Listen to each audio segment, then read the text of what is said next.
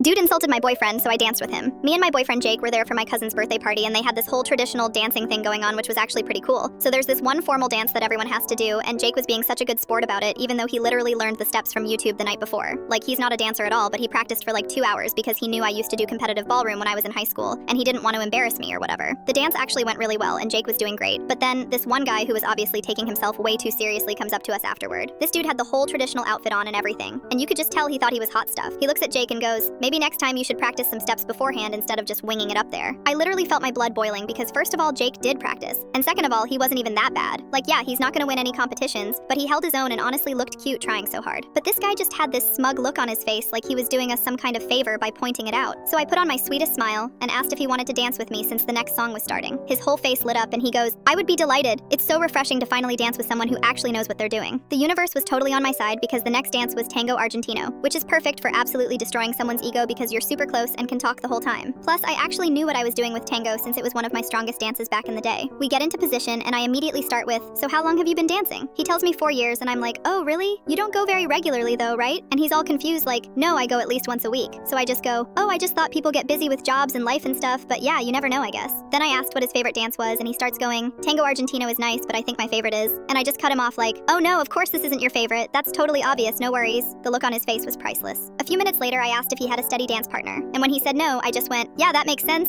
in this really understanding voice like I was trying to be nice about pointing out something obvious. He asked why, and I just shrugged and said, "Just the way you dance." By this point, he was getting flustered, but trying to play it cool. So I decided to really go for it and asked if he'd ever thought about trying other sports. He was like, "No, I really like dancing, why would I?" So I told him about how I love lifting weights, and my friend from dance class swears by yoga for cross-training. He actually perked up at that and was like, "Oh, that sounds cool. Maybe I'll think about it, thanks." And I just smiled really big and said, "No problem. Maybe there's even some sport where you have natural talent." The whole dance was basically me just subtly roasting this guy, while maintaining perfect technique and keeping this innocent, helpful tone. Like, every comment sounded supportive on the surface, but was actually pointing out that he wasn't as good as he thought he was. When the song ended, I thanked him for the dance, and he gave me this really sour thanks back. Then I patted his hand in this really condescending way and said, "You're so welcome! And don't worry about it, everyone learns at their own pace." Jake was standing there trying not to laugh, and the guy just walked away looking completely deflated.